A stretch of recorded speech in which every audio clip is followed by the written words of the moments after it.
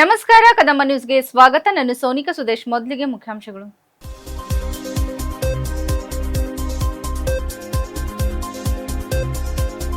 ನೆಹರು ಕ್ರೀಡಾಂಗಣದಲ್ಲಿ 80ನೇ ಸ್ವಾತಂತ್ರ್ಯ ಉತ್ಸವ, ಸಚಿವ ಈಶ್ವರ್ ಖಂಡ್ರೆ ಧ್ವಜಾರೋಹಣ.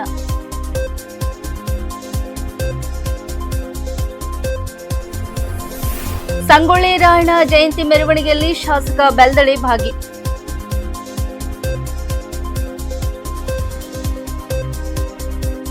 ತ್ಯಾಗ ಬಲಿದಾನ ಸ್ಮರಿಸುವುದು ಪ್ರತಿಯೊಬ್ಬರ ಕರ್ತವ್ಯ, ಸಾಗರ್ ಖಂಡ್ರೆ.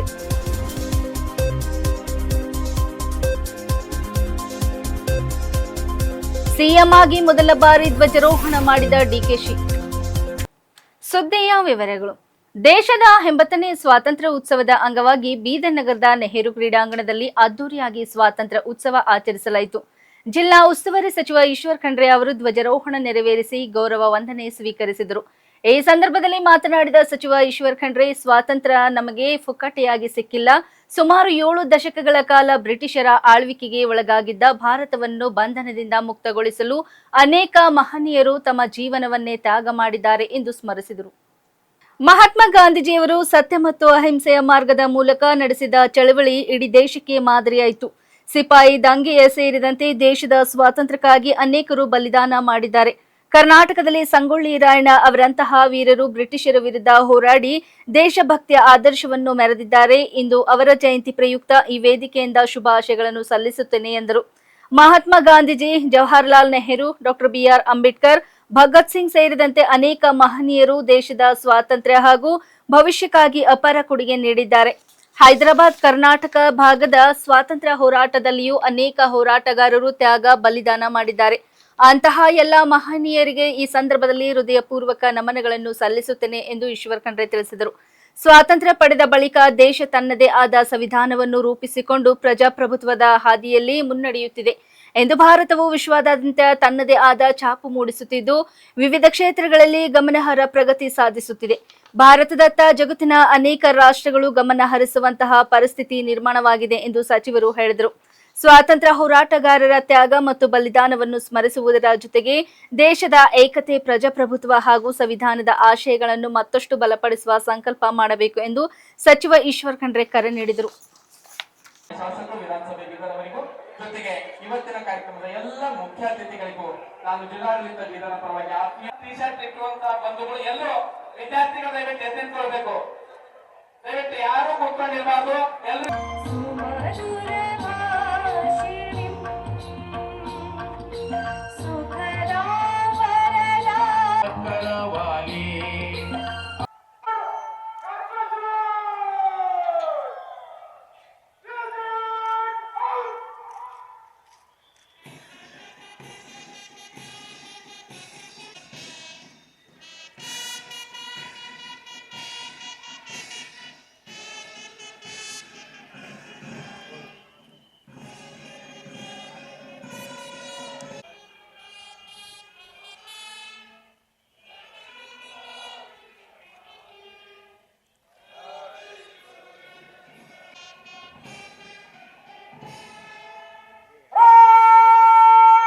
ಬೀದರ್ನಲ್ಲಿ ಆಚರಣೆ ಮಾಡ್ತಾ ಇದ್ದೇವೆ.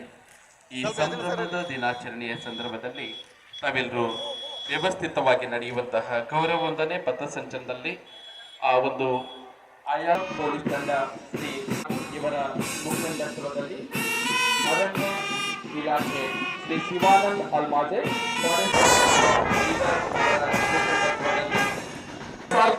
ಬೀದರ್ನ ತುಗುಳಿ ಇದೀಗ ಶ್ರೀ ನಾಗಲಿಂಗಪ್ಪ RSI KSRP ಬೀದರ್ ಇವರ ಮುಖಂಡರಿಗೆ ಈ ತಂಡಕ್ಕೆ ನಾವು ಹೊಂದಿಸೋಣ.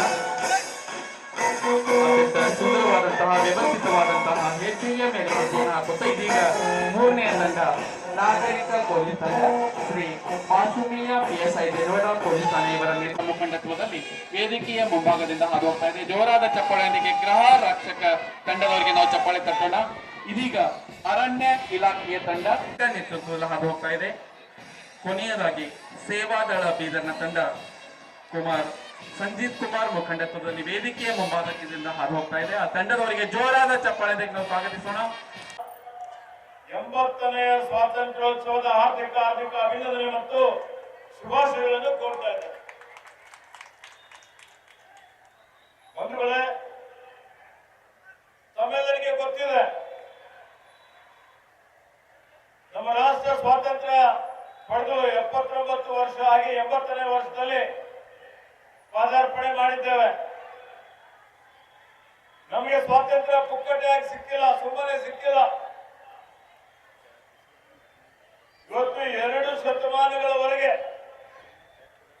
ಪರಕೀಯರ ಆಳ್ವಿಕೆಯಲ್ಲಿದ್ದಂತ ಭಾರತ ದೇಶವನ್ನು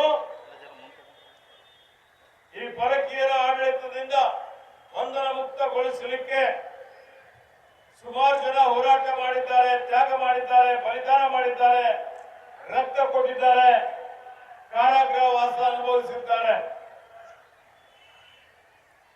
ಇವತ್ತು ರಾಷ್ಟ್ರಪಿತ ಮಹಾತ್ಮ ಗಾಂಧೀಜಿಯವರ ನೇತೃತ್ವದಲ್ಲಿ ಈ ಜಗತ್ತಿಗೆ ಮಾದರಿಯಾಗುವಂತಹ ರೀತಿಯಲ್ಲಿ ಸತ್ಯ ಅಹಿಂಸೆಯ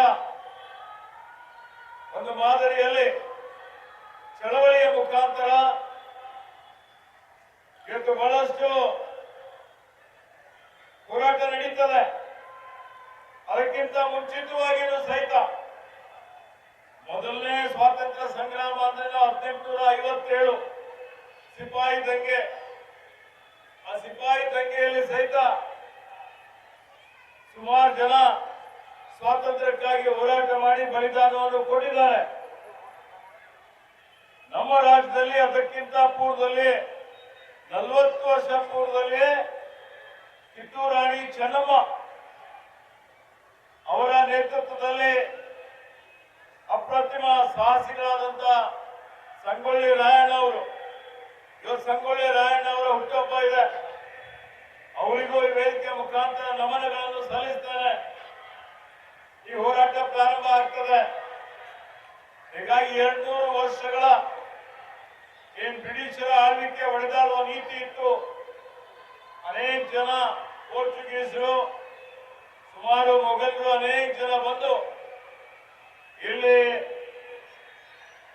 ಆಳ್ವಿಕೆ ನಡೆದು ಜನರಿಗೆ ಅನ್ಯಾಯ ಮಾಡಿದ್ದಂಥದ್ದು ನಾವೆಲ್ಲ ನೋಡಿದ್ದೇವೆ.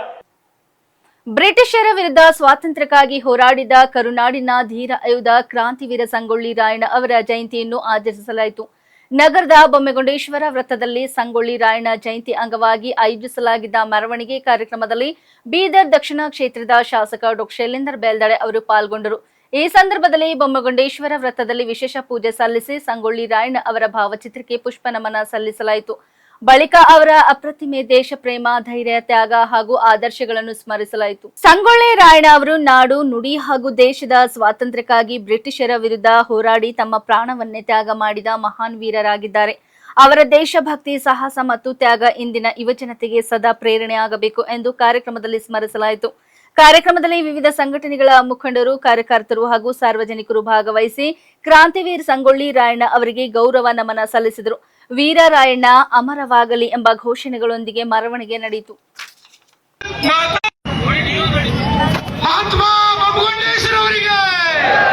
ಸಂಗೊಳ್ಳಿ ರಾಯಣ್ಣನವರಿಗೆ, ಕಿತ್ತೂರು ರಾಣಿ ಚೆನ್ನಮ್ಮನವರಿಗೆ, ವಿಶ್ವಗುರು ಬಸವಣ್ಣನವರಿಗೆ.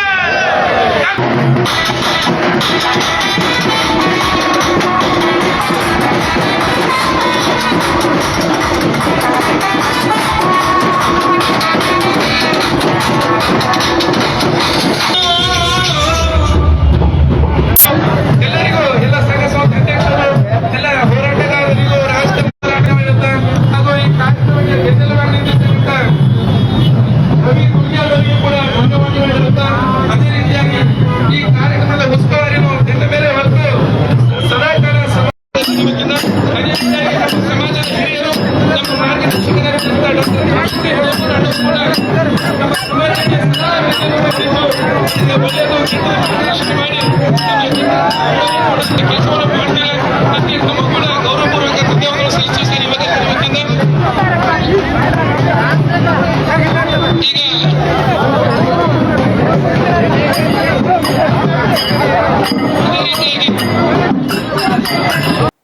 ಎಂಬತ್ತನೇ ಸ್ವಾತಂತ್ರ್ಯ ದಿನಾಚರಣೆ ಅಂಗವಾಗಿ ಬೀದರ್ನ ಶಾಂತಿವರ್ಧಕ ಶಿಕ್ಷಣ ಸಂಸ್ಥೆಯ ಭೀಮಣ್ಣ ಖಂಡ್ರೆ ತಾಂತ್ರಿಕ ಮಹಾವಿದ್ಯಾಲಯದಲ್ಲಿ ಸ್ವಾತಂತ್ರ್ಯ ಉತ್ಸವವನ್ನು ಸಂಭ್ರಮದಿಂದ ಆಚರಿಸಲಾಯಿತು. ಕಾರ್ಯಕ್ರಮದಲ್ಲಿ ಬೀದರ್ ಲೋಕಸಭಾ ಸಂಸದ ಸಾಗರ್ ಖಂಡ್ರೆ ಅವರು ಧ್ವಜಾರೋಹಣ ನೆರವೇರಿಸಿದರು. ಬಳಿಕ ದೇಶದ ಸ್ವಾತಂತ್ರ್ಯಕ್ಕಾಗಿ ತ್ಯಾಗ ಬಲಿದಾನ ಮಾಡಿದ ಮಹನೀಯರನ್ನು ಸ್ಮರಿಸಿ ಗೌರವ ನಮನ ಸಲ್ಲಿಸಿದರು. ಈ ಸಂದರ್ಭದಲ್ಲಿ ಮಾತನಾಡಿದ ಸಂಸದ ಸಾಗರ್ ಖಂಡ್ರೆ, ದೇಶದ ಸ್ವಾತಂತ್ರ್ಯಕ್ಕಾಗಿ ಅನೇಕ ಮಹನೀಯರು ತಮ್ಮ ಜೀವನವನ್ನೇ ತ್ಯಾಗ ಮಾಡಿದ್ದಾರೆ. ಅವರ ಹೋರಾಟ ಮತ್ತು ತ್ಯಾಗವನ್ನು ಸದಾ ಸ್ಮರಿಸುವುದು ಪ್ರತಿಯೊಬ್ಬ ಭಾರತೀಯನ ಕರ್ತವ್ಯ ಎಂದು ಹೇಳಿದರು. ದೇಶದ ಏಕತೆ, ಅಖಂಡತೆ ಮತ್ತು ಪ್ರಗತಿಗಾಗಿ ನಾವೆಲ್ಲರೂ ಒಗ್ಗಟ್ಟಿನಿಂದ ಶ್ರಮಿಸಬೇಕು. ಯುವ ಜನತೆ ದೇಶದ ಅಭಿವೃದ್ಧಿಯಲ್ಲಿ ಸಕ್ರಿಯವಾಗಿ ತೊಡಗಿಸಿಕೊಂಡು ರಾಷ್ಟ್ರ ನಿರ್ಮಾಣಕ್ಕೆ ತಮ್ಮದೇ ಆದ ಕೊಡುಗೆ ನೀಡಬೇಕು ಎಂದು ಅವರು ಕರೆ ನೀಡಿದರು. ಕಾರ್ಯಕ್ರಮದಲ್ಲಿ ಶಿಕ್ಷಣ ಸಂಸ್ಥೆ ಆಡಳಿತ ಮಂಡಳಿ, ಬೋಧಕ ಹಾಗೂ ಬೋಧಕೇತರ ಸಿಬ್ಬಂದಿ, ವಿದ್ಯಾರ್ಥಿಗಳು ಸೇರಿದಂತೆ ಹಲವರು ಉಪಸ್ಥಿತರಿದ್ದರು. ದೇಶಭಕ್ತಿ ಗೀತೆಗಳು ಹಾಗೂ ವಿವಿಧ ಸಾಂಸ್ಕೃತಿಕ ಕಾರ್ಯಕ್ರಮಗಳ ಮೂಲಕ ಸ್ವಾತಂತ್ರ್ಯ ಉತ್ಸವಕ್ಕೆ ಮತ್ತಷ್ಟು ಮೆರುಗು ನೀಡಲಾಯಿತು. ಇಂದು ಶನಿವಾರ 2026ನೇ ಇಸ್ವಿ ಆಗಸ್ಟ್ 15 ದೇಶದೆಲ್ಲೆಡೆ 80ನೇ ಸ್ವಾತಂತ್ರ್ಯ ದಿನಾಚರಣೆಯ ಸಂಭ್ರಮ. ಇದರ ಅಂಗವಾಗಿ ಬೆಂಗಳೂರಿನ ಮಾಣಿಕ್ ಷಾ ಮೈದಾನದಲ್ಲಿ ನಡೆದ ಕಾರ್ಯಕ್ರಮದಲ್ಲಿ ಮುಖ್ಯಮಂತ್ರಿ ಡಿಕೆ ಶಿವಕುಮಾರ್ ಅವರು ಧ್ವಜಾರೋಹಣ ನೆರವೇರಿಸಿದರು. ಮುಖ್ಯಮಂತ್ರಿಗಳಾಗಿ ಡಿಕೆ ಶಿವಕುಮಾರ್ ಮೊದಲ ಬಾರಿಗೆ ಸಾರ್ವಜನಿಕ ಕಾರ್ಯಕ್ರಮದಲ್ಲಿ ನೆರವೇರಿಸಿದ ಧ್ವಜಾರೋಹಣ ಇದಾಗಿದೆ. ಸಿಎಂ ಧ್ವಜಾರೋಹಣ ನೆರವೇರಿಸುತ್ತಿದ್ದಂತೆ ವಂದೇ ಮಾತರಂ ಗೀತೆ ಹಾಗೂ ಪೊಲೀಸ್ ಬ್ಯಾಂಡ್ನಿಂದ ರಾಷ್ಟ್ರಗೀತೆ ಪ್ರಸ್ತುತಿ ಪಡಿಸಲಾಯಿತು. ಬೆಳಗ್ಗೆ 9 ಗಂಟೆಗೆ ಧ್ವಜಾರೋಹಣ ನೆರವೇರಿಸಿದ ಬಳಿಕ ಸಿಎಂ ಡಿಕೆ ಶಿವಕುಮಾರ್ ತೆರೆದ ಜೀಪಿನಲ್ಲಿ ಮಾಣಿಕ್ ಷಾ ಪರೇಡ್ ಮೈದಾನದಲ್ಲಿ ಸಾಗಿ ಪೊಲೀಸ್ ಗೌರವ ವಂದನೆ ಸ್ವೀಕರಿಸಿದರು.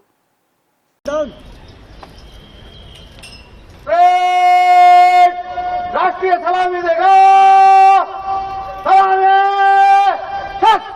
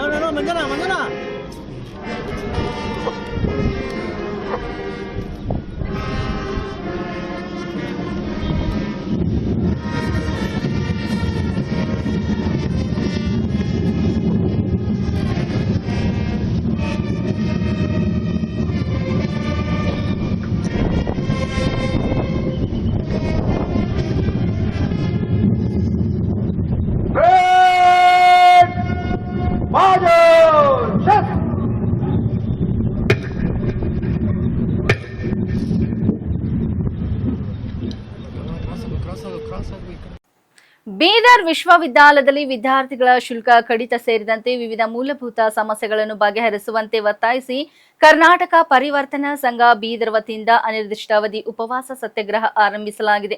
ಕಳೆದ 2 ದಿನಗಳಿಂದ ನಡೆಯುತ್ತಿರುವ ಈ ಪ್ರತಿಭಟನೆಯಲ್ಲಿ ಸಂಘದ ಕಾರ್ಯಕರ್ತರು ಹಾಗೂ ವಿದ್ಯಾರ್ಥಿಗಳು ಭಾಗವಹಿಸಿದ್ದು, ವಿಶ್ವವಿದ್ಯಾಲಯ ಆಡಳಿತ ವಿದ್ಯಾರ್ಥಿಗಳ ಸಮಸ್ಯೆಗಳಿಗೆ ತಕ್ಷಣ ಸ್ಪಂದಿಸಬೇಕು ಎಂದು ಆಗ್ರಹಿಸಿದ್ದಾರೆ.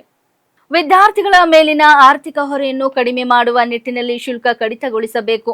ಇದರ ಜೊತೆಗೆ ವಿಶ್ವವಿದ್ಯಾಲಯದಲ್ಲಿ ವಿದ್ಯಾರ್ಥಿಗಳಿಗೆ ಅಗತ್ಯವಿರುವ ವಿವಿಧ ಮೂಲಭೂತ ಸೌಲಭ್ಯಗಳನ್ನು ಸಮರ್ಪಕವಾಗಿ ಒದಗಿಸಬೇಕು ಎಂದು ಪ್ರತಿಭಟನಾಕಾರರು ಒತ್ತಾಯಿಸಿದ್ದಾರೆ.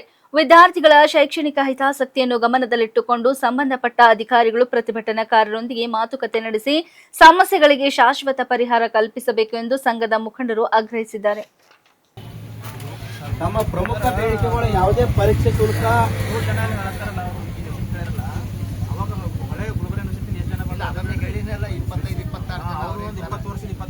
ದಯವಿಟ್ಟು ಸಿಂಡಿಕೇಟ್ ಮೆಂಬರ್ ಅವರು ಮಾತಾಡಬಹುದು. ಯಾಕಂತಂದ್ರ ಇಲ್ಲಿ ವಿಸಿ ರಿಜಿಸ್ಟರ್ ಅವರು ಮುಖ್ಯ ಇರ್ತಾರ. ನೀವೇನೇ ಪ್ರಶ್ನೆ ಮಾಡ್ರಿ, ಏನೋ ಉತ್ತರ ಮಾಡ್ರಿ, ಹಲ್ ಮಾಡ್ರಿ. ಇಲ್ಲ ಚರ್ಚೆ ನೀವು ಏನೇ ಗೈಡೆನ್ಸ್ ಮಾಡ್ರಿ, ನೀವು ಅಭಿವೃದ್ಧಿ ಕೆಲಸಗಳಿಗೆ ಏನೇ ಮಾಡಿ ನಮಗೆ ಖುಷಿ ಇದೆ. ಬಟ್ ಆದ್ರೆ ಇಲ್ಲಿ ಯಾಕಂತಂದ್ರೆ ಅವರು ಕೂಡ ಎಚ್ಚರಾಗಿ ಉದ್ಯೋಗಗಳಲ್ಲಿ ಒಳ್ಳೆ ರೀತಿ ಕೆಲಸ ಮಾಡಿದ್ರೆ ನಿಮ್ನಿಂದ ಸರಿ ಸೂಚನೆ ತಗೋತಕ್ಕಂಥದ್ದು ಅಷ್ಟು ಅನ್ಎಜುಕೇಟೆಡ್ ಅವರಿಲ್ಲ ಸರ್. ನಾಲೆಜಬಲ್ ಪರ್ಸನ್ ಇದ್ದಾರೆ. ಯಾರು ನಾನು ಹೇಳ್ತಾ ಇದ್ದೀನಿ ಸರಿ, ಪದವಿ ಇದ್ರೆ ಸಿಂಡಿಕೇಟ್ ಮೆಂಬರ್ ಮಾಡ್ತಾರೆ. ಯಾರು